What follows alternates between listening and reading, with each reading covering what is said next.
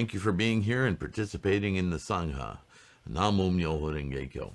Especially a shout out to new subscribers, new participants in our Sangha. Shay, thanks for being here. Nikhil, Giuseppe, Christina, Kendra, Yelena, Ishwanarak, Ishwanarak, I'm having a hard time with that one, sorry. And Mark. There's an easy one, okay. And of course, Patreon's present and past and future. All of those who support through Patreon, immense thanks. And those who with single time donations, you keep this channel running, you keep me inspired, and you help all of us who participate in this Sangha. So thank you for watching, thank you for supporting, and let's get on with it. It occurs to me, and I pulled this book out. It's a book I read some time ago. Hopefully it's still available. It's an ISBN on it. It's by the Kosei Publishing Company. So, yes, that's a sect or a school, if you will, of Buddhism. But, you know, we have to study all of Buddhism. What I really thought was incredible about this book in conjunction with our study of Nichiren, because as you know, Nichiren's scholarship comes through in almost every letter in a different way. Certainly what we're reading right now is a deep dive into a lot of quotes and sources, source material, both cultural and scriptural or texts, okay? And on the cultural note, specific to Buddhism, this book called the Buddhist Sutras is really, really an interesting read. Just whether you're a dedicated Buddhist practitioner or somebody who's just curious about how Buddhism developed, this particular book has some wonderful stories about the impediments to gathering knowledge and spreading it. There's a portion of the book that talks about the scholars from China who would have to cross the Himalayas on foot to get to India to find schools or scholarship regarding the Buddhist teachings so that they then could bring them back to China and add to their scholarship and understanding of Buddhist teachings, right? And this is also true of Indian scholars who traveled to India. You know, Bodhidharma comes to mind. But the idea, the description of these paths that they followed through these treacherous Himalayan mountains, where the paths were scarcely a foot wide, where they just could get a foothold and hug the rock and go for miles across the Himalayas to get to India. I mean, a lot of them died doing this. It's very treacherous. So this talks about, you know, the collection of sutras and teachings that spread to China and back and forth. Just some tremendous efforts made to get these and study them, translate them, and so forth, to bring them to China. It's amazing stories about just the physicality of the spread of Buddhism and the dedication by scholars to collect these teachings, to investigate more deeply and understand the nature of enlightenment. Just a really good read. So I suggest it to any of you who are interested in that side of your practice. Not for everyone, but I think no matter who you are and where you are in your practice, these kinds of informations really solidify just the immensity and the import of this teaching, the Dharma, if you will. Okay, let's continue with the Repaying Debts of Gratitude, where we left off. Put that down. And Nichiren continues. It was then the reign of Emperor Heizei, or Heizei. Emperor Kamu having passed away a short time before, Kobo was granted an audience with Emperor Heizei, who placed great confidence in him and embraced his teachings, valuing them above all. Not long after, Emperor Heizei ceded the throne to Emperor Saga, with whom Kobo likewise ingratiated himself. The great teacher Dengyo passed away on the 4th day of the 6th month in the 13th year of Konen, in 822. During the reign of Emperor Saga, from the 14th year of the same era, Kobo served as a teacher to the sovereign.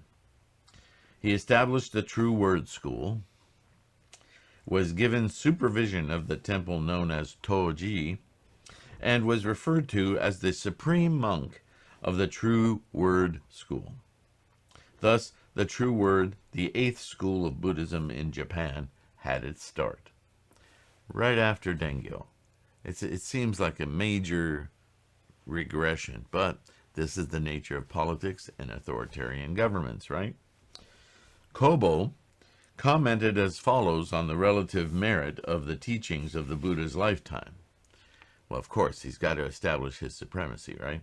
So he quotes, first is the Mahavajracana Sutra, of course, of the True Word School. Second is the Flower Garland Sutra. He's reversing some of his teachers there. And third are the Lotus and Nirvana. He just sort of tosses them into the corner. He can't get rid of them because there's such a long history of them being well known and practiced in Japan. He has to give them, honorifics, speak to them. But he makes sure that the Mahavajracana, really by doing that, the true word teaching being supreme, right? In comparison, he says, to the sutras of the Agama, correct and equal and wisdom periods, the Lotus is a true sutra. But from the point of view of the Flower Garland, the Mahavajracana Sutras, it is a doctrine of childish theory. The one vehicle, the one teaching, the one sermon, that sutra, the sutra that Shakyamuni delivered, stating emphatically that of all the sutras I've taught, now teach, and will ever teach, in other words, the future of Buddhism, this one vehicle sutra, the Lotus Sutra, is the truth. It is the final, the ultimate, the method for immediate enlightenment of anyone who practices it. Everything else is provisional. But Kobo, no, it's childish theory. Wow. It's like these great people through time, and I can name one in Germany that you all know, but this idea that if you're going to tell a lie and you want people to believe it, make it the biggest lie you can. They're more likely to be shocked into believing it, right? We see this throughout history. So here it is, Kobo, quite full of himself, saying that the Lotus, which in the Shakyamuni Buddha's own words in the sutra, is the primary teaching. Oh, it's childish theory. Wow. Well, I guess when you've got thousands of samurai backing you up, you can say just about anything, can't you? All right. So anyway, continues the quote here. This is Kobo talking. Though Shakyamuni Buddha was a Buddha, in comparison to the thus come one Mahavajracana, he is still in the region of darkness. Now think about this. Shakyamuni Buddha was a living human who attained his Buddha clarity, right? The state of Buddha, which is what the entire teaching of Buddhism is about doing. And in one of his stories and examples, a teaching, he imagines this Mahavajracana Sutra to teach about this method, this path to enlightenment that he, Shakyamuni, has reached. But somehow, according to Kobo, that imaginary Buddha, who no one has ever met, who isn't a man, but a construct of a man, Shakyamuni, is superior to Shakyamuni. I don't know what to say. Mahavarachana, he says, is as exalted as an emperor. Really? So, exalted as an emperor, that's a man who runs a country who certainly never achieved the heights of Shakyamuni, a realized Buddha. Oh, but Mahavarachana, he's like an emperor. That's more important, right? Because he's got swords to slice your head off with. Shakyamuni, by comparison, is as lowly as a subjugated barbarian. Wow. How far is he going to go with this, right? Quote, the great teacher Tendai is a thief. He stole the ghee of the true word and claimed that the Lotus Sutra is the ghee. Unimaginable.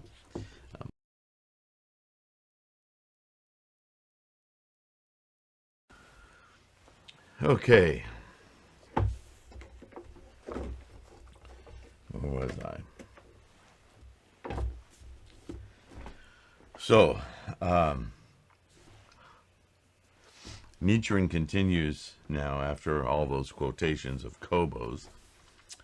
This is the sort of thing that Kobo wrote. As a result, though people may previously have believed that the Lotus Sutra is the greatest of all sutras, after hearing of the great teacher Kobo, who has the favor of the ruler, they no longer regarded it as worthy of notice. So in one fell swoop, this authoritarian monk, he just trashes all the process that Dengyo did over decades, and his travels, and his scholarship, and the fact that he beat down all of these other schools with obvious scholarship from the sutras, the teachings themselves. Kobo shows up and goes, now, I'm number one, and you know that other stuff? It's just silly, childish play. I know the truth. I'm superior. Wow. This gives you an idea of how authoritarian governments work. Authoritarian societies, I should say. Because you can only have that kind of a dictatorship, all omniscient kind of dictator, can only exist amongst a society that's craving it. So it's really the society that's authoritarian. That's even scarier. That means your neighbors, and the idea that your neighbor can have the support of that much power, even if you don't believe it, you're going to say you do, because it's very threatening, right? That's the nature of an authoritarian state. It's a good lesson for us in today's world, by the way. I will set aside the erroneous doctrines propounded by non-Buddhists in India, all the Hinduists and the yoga and all of the other things, in comparison to Buddhism. It's an endless argument, and it's not worth participating in. So Nichiren says, I'll put aside all of that nonsense. But these pronouncements of Kobo are certainly worse than those put forward by the monks of northern and southern China, who declared that in comparison to the Nirvana Sutra, the Lotus Sutra is a work of distorted views, right? So Kobo wasn't alone in this bold kind of affront. He knew he would have sympathizers. That's how he got away with saying it, because there were previous teachers who were working with earlier teachings and their own opinions and their own ingratiations with their respective rulers of their areas, right? In China, China is massive. They go even farther than the assertions of those members of the Flower Garland School who stated that in comparison to the Flower Garland Sutra, the Lotus Sutra represents the branch teachings. Remember, he said that earlier. One is reminded that of the great arrogant Brahmin of India who fashioned a tall dais with the deities Mahashvara, Narayana, and Vishnu, along with Shakyamuni Buddha, the Lord of Teachings, as the four legs to support it, and then climbed up on it and preached his fallacious doctrines. So When we read that statement, and you've heard it several times about how Shakyamuni Buddha was persecuted and incurred the wrath of leaders and others in his time, how much worse could it be now in thousands of years after his passing, right? So think about that. This is just an illustration of how they wanted to silence Shakyamuni's what they would consider bold affront to their control with their mysticism and their magical thinking. This guy comes up and shows you that it's all up to you and you can achieve enlightenment yourself. Shut up. You're a child. No, believe in these concoctions of dragons and lords and deities and gods everywhere you look, all looking upon you and watching you, right? It's a great device of what Michel Foucault would call surveillance, compounded as a self-surveillance, right? This has been a tool of civilization ever since it started to amass in large groups, is how do we control everyone? Well, if we could teach them to be afraid of their own shadows, to think of themselves as constantly being watched just to see them make an error, then we can inculcate into people's psyche that they're always, I better not do wrong, or I better not go against that, or I better not say anything, right? The flip side of which is, well, if I'm going to watch my back all the time, just tell me what to do and I'll do it. That's where we slip into authoritarianship, right? We don't trust our own nature anymore. We're always looking to be told what to do so that we can be relieved of responsibility. And the elite know this. The people who have avarice and greed to the degree that they want to control others to feed them so that they don't have to do it, they don't have to bother. This is the psyche of that kind of a leadership. It's really not leadership at all. It's what would you call it? We have, words are tricky, right? When we achieve great heights in martial arts, we talk about a master. When we achieve great heights in scholarship in schools and university, we go for a master's degree, right? We understand that kind of mastery. That's good mastery, right? That's life-affirming mastery. But then we have this master-servant kind of defilement, that a master can treat you like dirt because that's what you deserve. And we assign the role of master to that. That's a whole different kind of a master, isn't it? That's life unaffirming. And that's the line I draw when people ask me, what's Buddhism about? It's simply behaving constantly, mentally, in a way that is life affirming. When you behave in a way that's life unaffirming, you are no longer practicing Buddhism. I know that's a hard line, but think about it. It's a really easy metric by which to evaluate your own behaviors, let alone the behaviors of others, right? All right. So this is basically what Nichiren is doing. He's saying, look at the behavior of this guy. I don't care how much education he purports to have. Even if he has it, he doesn't use it as education. He uses it as power for himself. Ego, ego, ego, ego. Attachment. Right?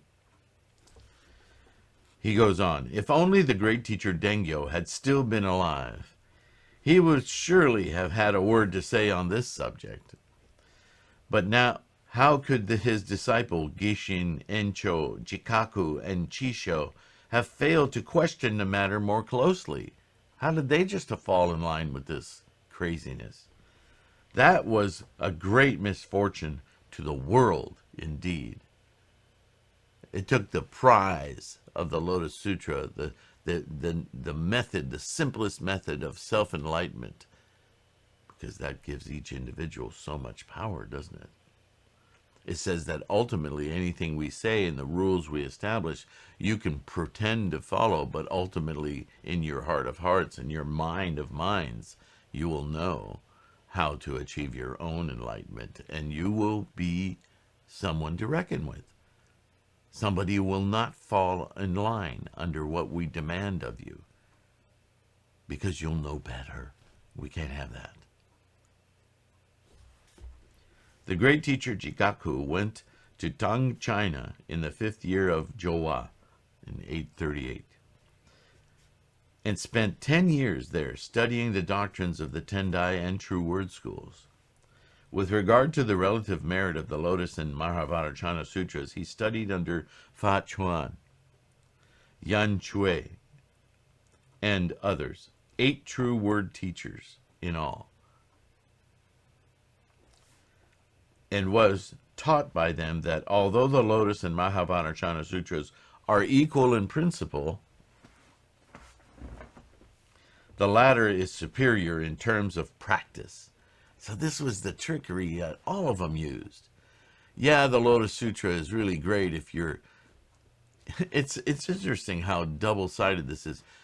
Lotus Sutra is valuable if you're a lofty-minded, scholarly, basically subtext intelligent person. But, you know, all of that's childish theory. How is intelligence and childish in the same? Doesn't make sense, right? They're talking both sides of their mouths.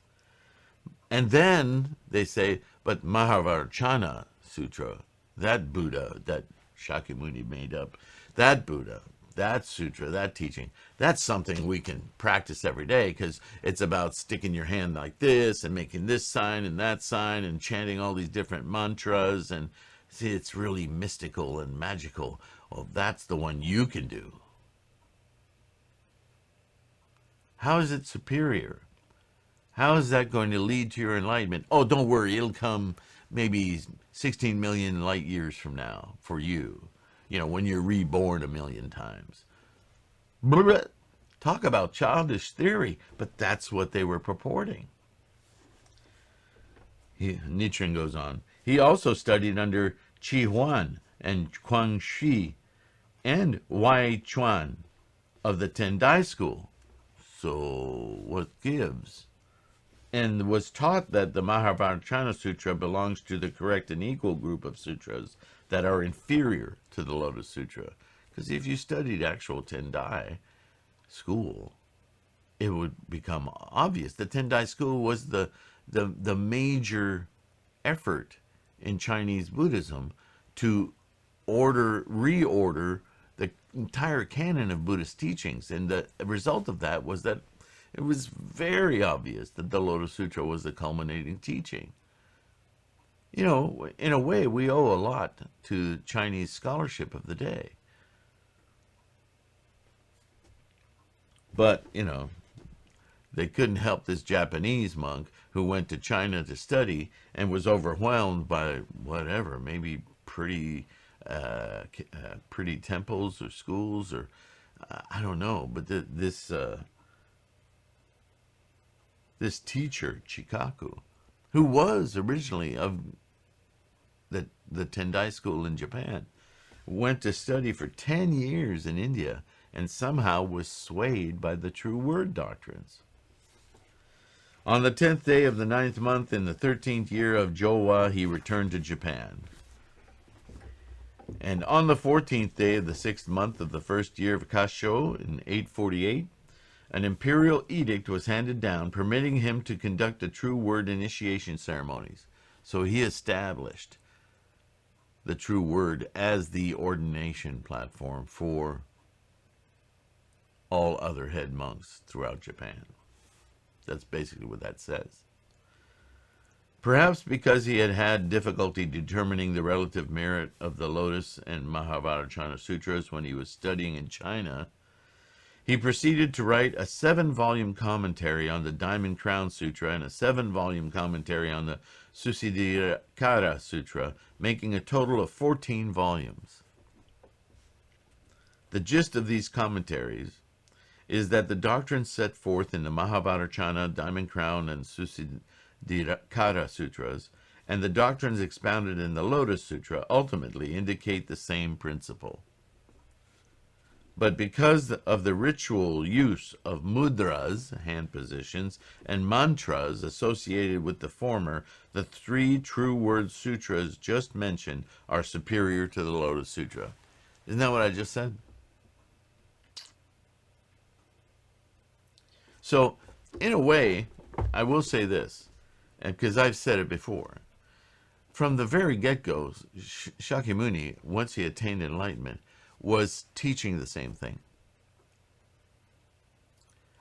It was so clear what he was teaching with the flower garland that nobody understood it. So he backed off, right? A couple weeks into it, I need to go at this a different way. I need to raise people's capacity so they can understand what I'm talking about. And now you have the lineage of the sutras, of the teachings, of the sermons, and how they teach certain groundbreaking kind of thinking, so that once that's accepted and known, then we'll move on to the next and the next and the next, and we finally get to the Lotus Sutra and the Nirvana afterward, which supports the Lotus Sutra. But instead of understanding this, because all of the teachings, even in the first period, second period, third period, when you're teaching addition, 1 plus 2 equals 3, 2 plus 2 equals 4, you are in fact teaching calculus, but nobody's capable of understanding calculus. You have to go back to the basics. Once people understand what a number is, first of all, and then how to use numbers to create logical truths, and then you make equations and you go into algebra and so on and so forth. Then when you get to physics and calculus and so forth, people have the capacity to understand what you're talking about. Forget liking or disliking.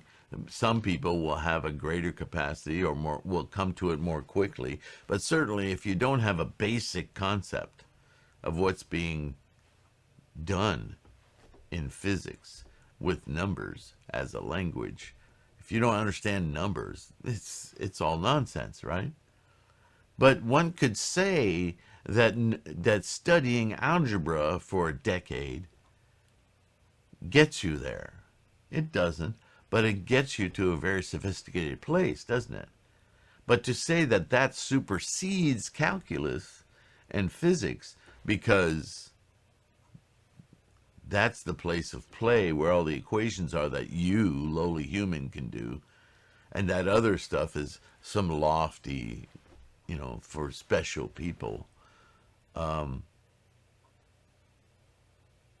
does that deny the truth of what we know through particle physics, quantum, and calculus? Even if we don't want to study it, how can we say that our study of geometry is superior? We study geometry, it's good to know, but we can't mistake it for the ultimate in mathematics, right? Certainly having the capacity to know it would indicate that you know that, but not the ultimate use of it, right? You're just starting to learn. Just like a black belt in martial arts.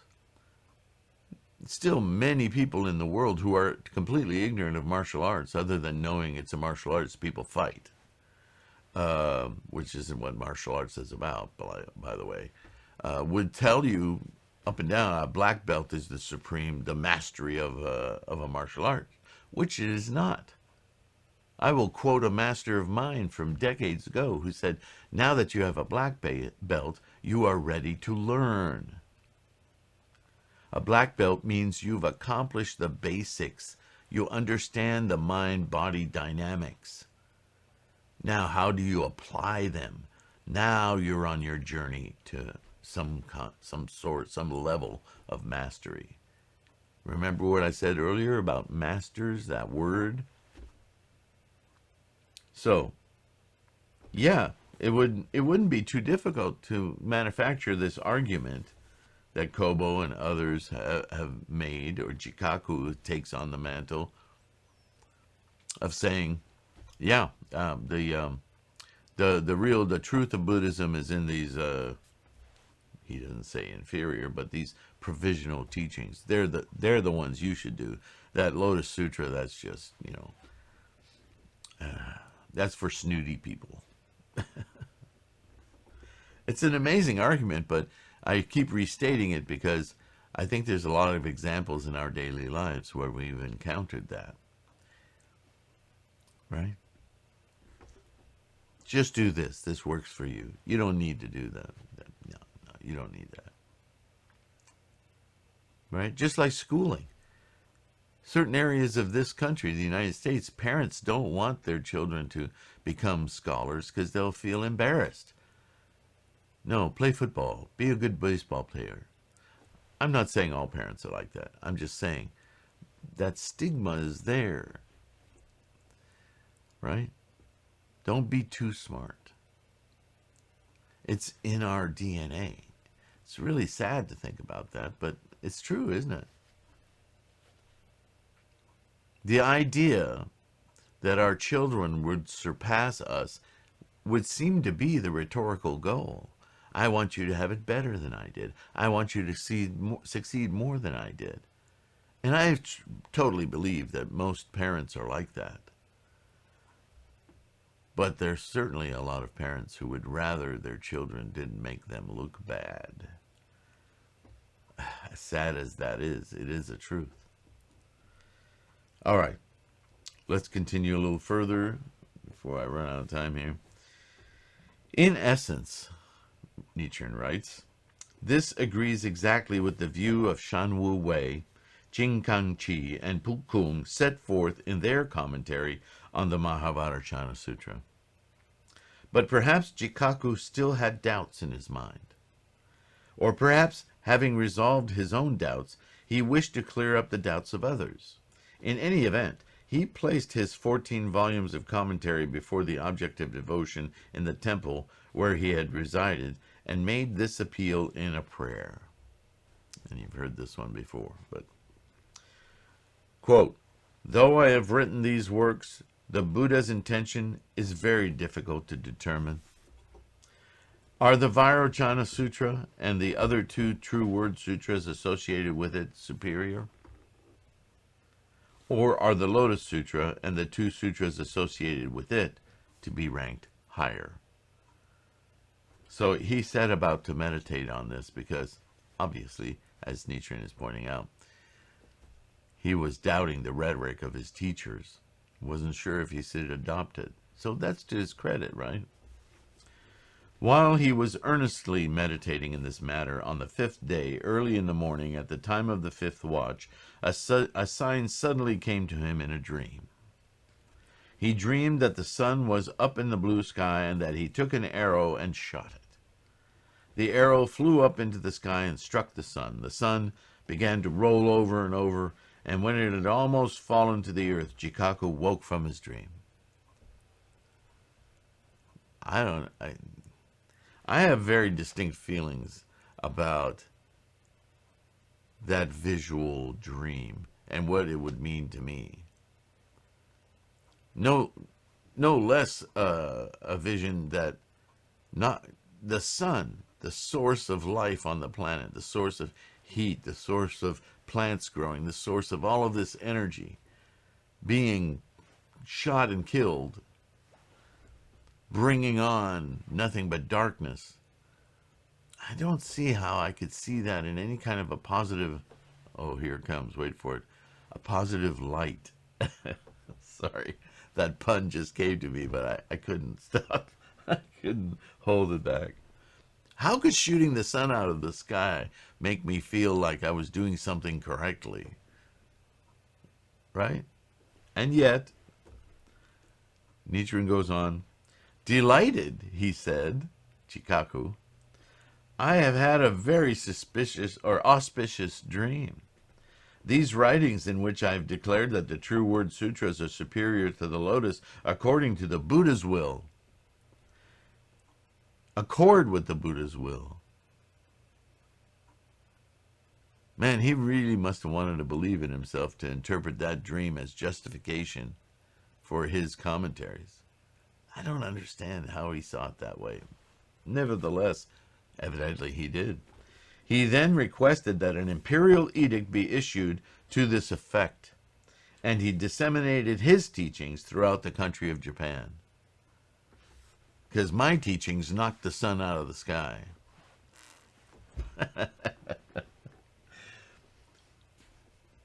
Nichiren continues, but the edict that was handed down as a result of this request says, in effect, quote, it has at last become known that the concentration and insight doctrines of the Tendai school and the doctrines of the True Word school are in principle in perfect agreement. Chikaku had meditated to confirm that the Lotus Sutra is inferior to the Mahavajracana Sutra, but the edict that was issued says that the Lotus Sutra and the Mahavajracana are the same. He didn't quite get what he wanted, did he? So the rulers, whether it was wisdom or politics, because a lot of people had committed to the Lotus for a very long time,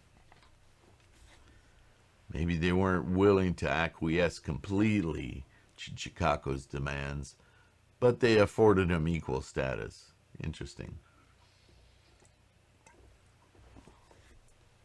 I never cease to be amazed by the political realities of countries, leaders. It's all politics.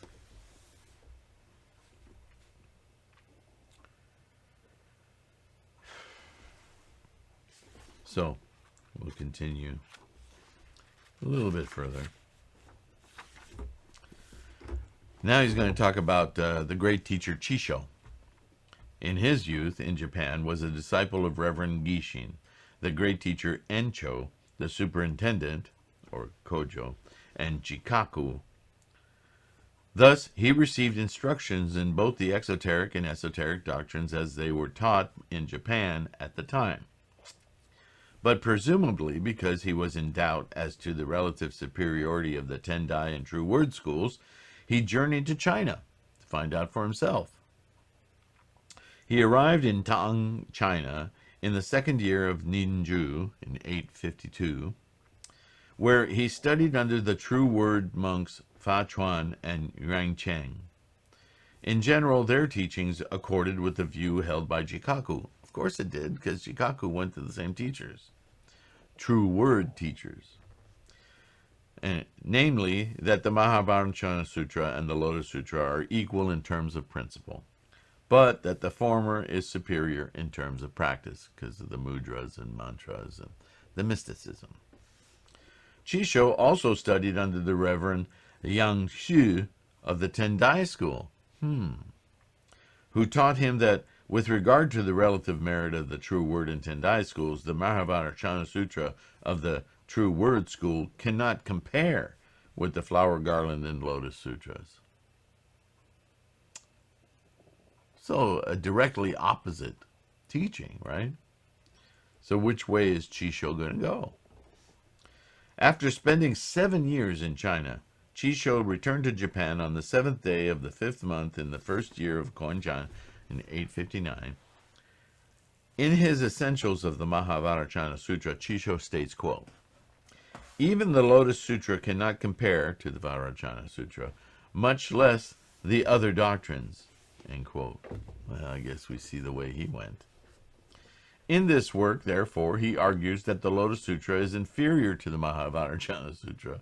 On the other hand, in another work, a collection of orally transmitted teachings, he states that the True Word, Zen, and other doctrines, when compared with the Flower Garland, Lotus, and Nirvana Sutras, can at best serve as an introduction to these sutras. It's a complete reversal. And he repeats this same view in his commentary on the Universal Worthy Sutra and commentary on the treatise on the Lotus Sutra. What's going on here? On the 29th day, the day of the cyclical sign Mizune Saru, of the 4th month of the 8th year of Jogan, 866, the year Hinoeinu, an imperial edict was handed down that stated, quote, We have heard that the two schools, True Word and Tendai, and their teachings are both worthy to be called the Gi of Buddhism, and to be described as profound and recondite. So, it seems that officially, anyway, the government, the elite class, was not willing to take sides. Basically, it just made them equal, so it wouldn't have to deal with it. Again, politics, right? Again, on the third day of the 6th month, an edict proclaimed, quote, ever since the great teacher in former times, Dengyo, so they haven't forgotten about him, established the two disciplines as the proper way for the Tendai school, the successive heads of the school, in generation after generation, have all followed this practice and transmitted both types of doctrines. Why, then, should their successors in later times depart from this old and established tradition? Quote, and yet we hear that the priests of Mount Hiei do nothing but turn against the teachings of the patriarch, Dengyo, and instead follow the prejudices and inclinations of their own hearts. Human greed. It would appear that they give themselves almost entirely to promulgating the doctrines of other schools, and make no attempt to restore the old disciplines of the Tendai school. On the path inherited from the master, one cannot neglect either the concentration and insight or the true word teachings. In diligently transmitting and spreading the doctrine, must not one be proficient in both types of teachings? From now on, only a person who is thoroughly familiar with both teachings shall be appointed as head of the Tendai school at Enrakuji, and this shall become a regular practice for future times. End quote. These two men, Jikaku and Chisho, as we've seen, were disciples of Dengyo and Gishin, and in addition they journeyed to China and met eminent teachers of the Tendai and True Word School there. And yet it appears that they could not make up their minds as to the relative merit of these two schools. Sometimes they declared that the True Word is superior, sometimes that the Lotus is superior, and sometimes they said that the two are equal in terms of principle, but that the True Word is superior in terms of practice. Mudras, mantras. Meanwhile, an edict warned that anyone attempting to argue the relative merit of the two schools would be judged guilty of violating the imperial decree. So just deal with it. Have doubts, swing either way, but don't go your own way. Don't you decide.